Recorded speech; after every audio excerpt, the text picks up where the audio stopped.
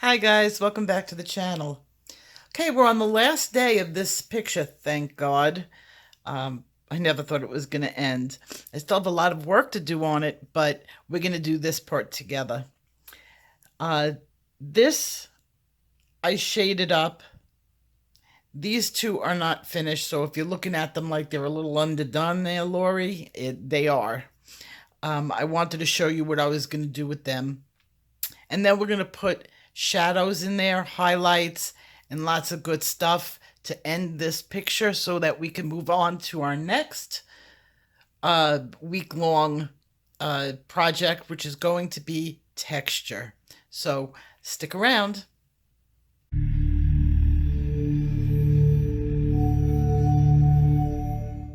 Okay, for today's lesson, you're going to need your electric eraser.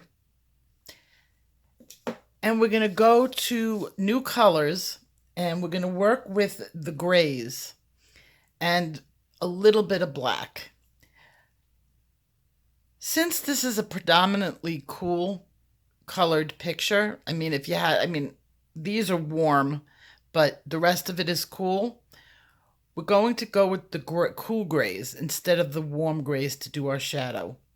And the pencil that we're going to start with is going to be 20%, and that's, if it's coming through, 1060. Okay, and this is going to be our beginning shadow. So all we've been saying, new terms and everything, shade, shadow, highlight, and that's going to be today's focus and what you could do with your own pictures. My light source, can anybody guess? It's coming in from this direction. Now this is a little bit of a tip. If you screw up your picture and you put your lights in different places and it doesn't look right, at the very end you can always change it. My light source is coming in this way. See how, like on this flower, the light is hitting it directly here. It's going to do the same thing on this flower and the same thing on this flower. And all the leaves, my shadows, my highlights, are going to be all within the line of hitting from this direction. And this has got a lot of wax on it. It's pretty thick. So when I start taking off some of the wax with my electric eraser, I'm not going to be getting it down to the paper, which is good. What I'm going to be doing is lightening it up. I don't want, more realistically, you're not going to see the harsh lines because they're flowers. They don't give off harsh lines. The only things that give off harsh lines are glass, metal, maybe satin. Things that are very shiny will have bright. Other things like flowers and, thicker material will be less shaded and the light will disperse more. So what I'm going to do, and watch me before you touch, of course, your own paper, concentrating on where the light, I did do a little bit of it, but concentrating on the light, and I put a point on my eraser. I'm going to look where that light would hit. Now, don't worry if the lines look a little wonky now. We're going to go in and we're going to reshade into those lines.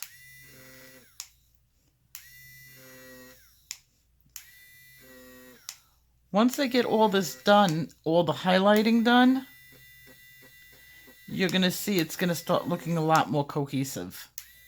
Just a little bit wonky right now.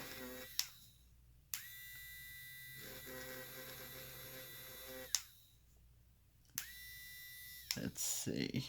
I've already highlighted up there.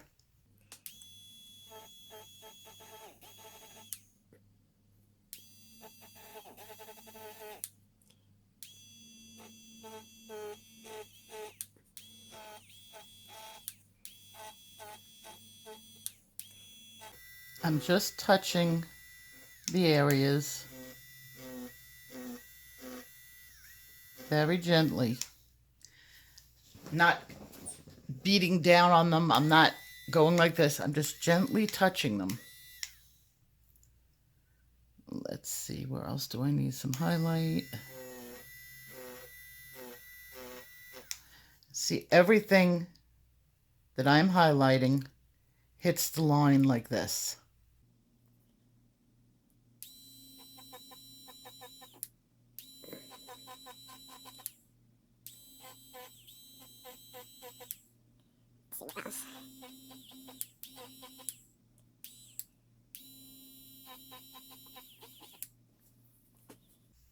See how that's brightening up?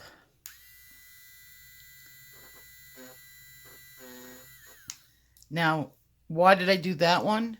See how the light's going to hit this curve? So it's in direct line. Okay, the next step, I'm going to go back with my powder blue, which was my lightest blue. And I'm going to just fill in so that it doesn't look so stark white, but it still looks like the light is hitting it. You see how subtle that is?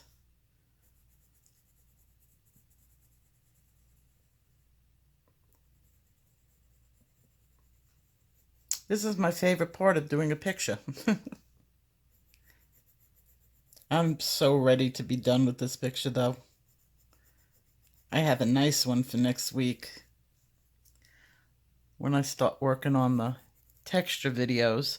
I think the way I'm going to do it next week,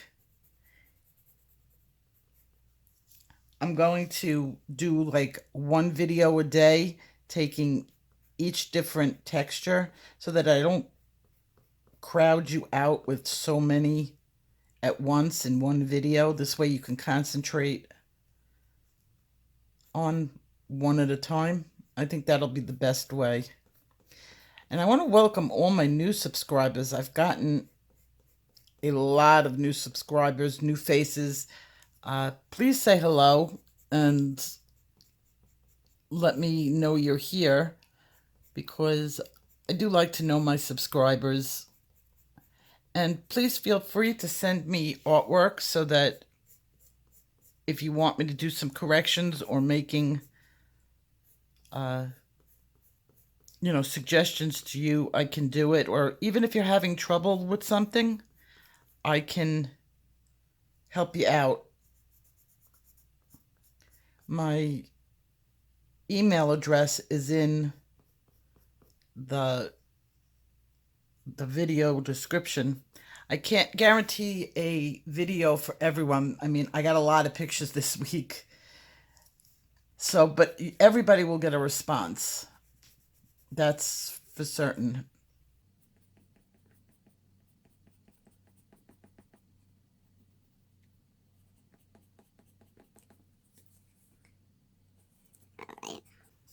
Not thrilled with that area. I'm going to put a little blue back into it, darker.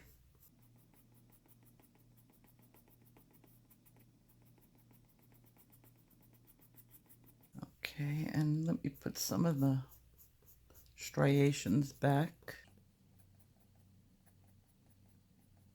so I could break up the light line. Okay, I'm pretty happy with that. Okay, after you highlight everything and you're happy with what you've highlighted, now you're going to go for shadowing. Shading is what I was doing here. I shaded up the picture. I gave it 3-dimension. Now I'm going to put shadow on it. Everything in this world has a shadow, and even your pictures. And now you don't have to shadow up everything, but there are certain areas that really will make your pictures pop. And you could decide which areas that, that you want. Anytime you shadow, it means something is in front of the other. So I'm going to lift this up off the page, and you can see I did a little work over here. And I want you to see how I did this and how I hold my pencil. Shadow is a very soft line. There's no hard lines in shadows. It's not the way the light disperses things. So I'm going to hold my pencil. I'm going to have a point, but I'm really working with that area of the pencil, the whole point. And I'm going to hold it at maybe a 15-degree angle, and I'm going to shadow it. Since my light is coming from this direction, my shadows will all be on this side of the picture. Now, I did do a little bit of work on this over here, but I have plenty more to do.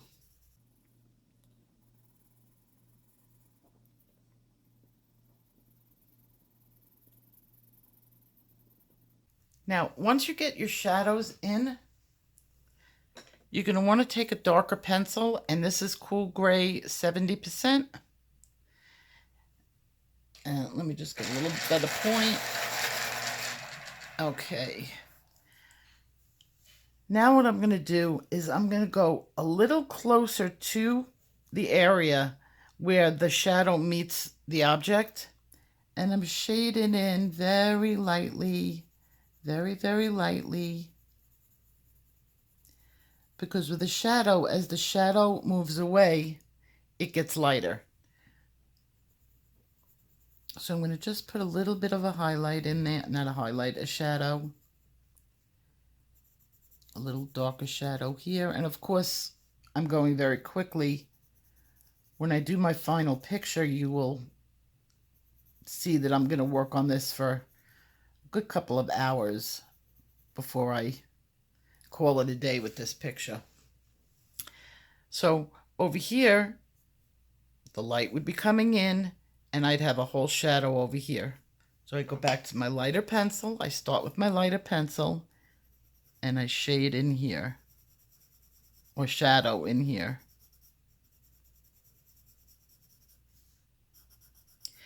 The darker the shadow, the closer to the ground the object is.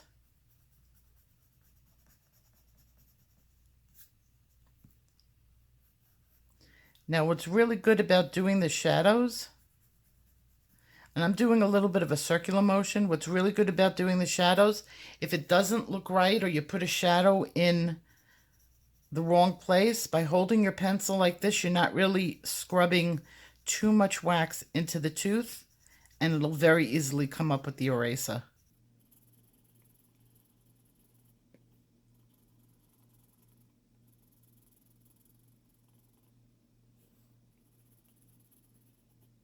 Okay, now I'm going to pick up the other pencil, which is a little darker, and I'm going to bring the darker shade close to the object.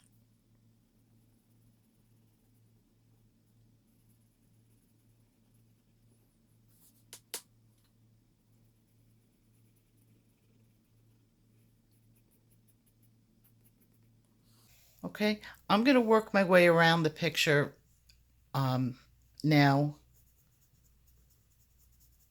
but you got the general idea.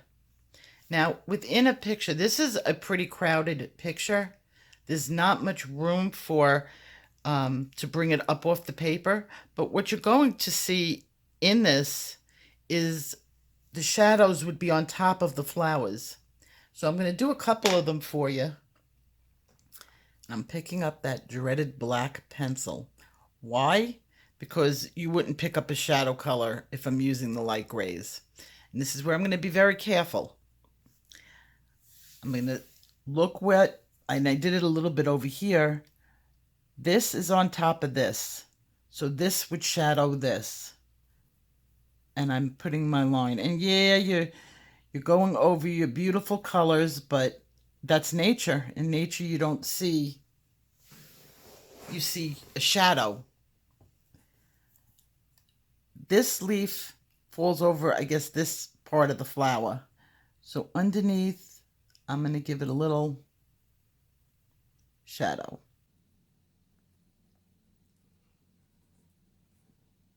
This, I'm trying to think of, okay, this was a line. This goes on top of this. So the shadow's going to go on the top, right in there. Okay, you can see I have a lot of them to do. This goes on top of this, but my light is coming in this way, so I'm not going to do too much on that. A little bit, just to define it. This is definitely on top of this. This is on top of this. I'm going to put a tiny bit because my light is coming in this way. My shadows would be on this side, but it's still on top. So I'm going to do just a little bit. And what you're going to do is you're going to continue to pick apart your picture. This is definitely on top of the leaves. So tiny bit because my light is still coming in from this direction.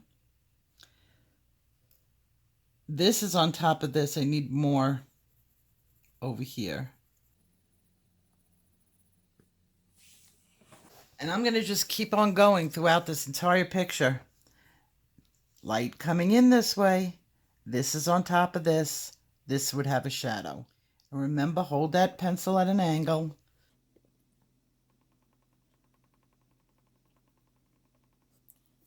Remember, coming in this way. This part of the leaf is now folding over, or the petal is folding over. So all under here would be shadowed.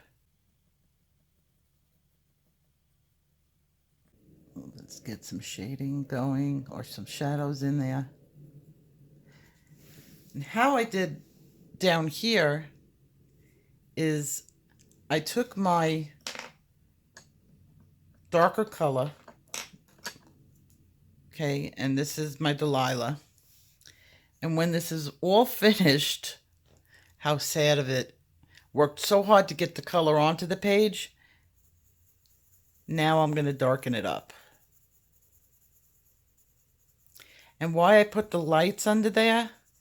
Because it was a neon pink, and that's going to show through the purple. I'm doing a circular motion. Light hand. You can always add more. A little tip about doing circular motion, always do that on your upper layers. Don't do circular motion on the bottom. I know that Chris Chang does. She's talented, okay? She knows how to judge it. If you do too hard, she's got a beautiful hand going. She knows what she's doing. But if you take your pencil and you start with going in the circular motion on the bottom layer, it's going to varnish the paper. You're going to lose a lot of your tooth. So this video is getting kind of long. I'm going to finish it up. I'm going to come back for a few seconds and show you the real finished piece. I will see you next week. I'm planning on doing a pumpkin with you so that your pumpkins do not look like this. We're going to have none of that. My 8-year-old goddaughter did that. Our pumpkins are going to look like this. This was done like 2 years ago, and we're going to do even better than this. So I will see you on Monday. Have a great rest of the weekend.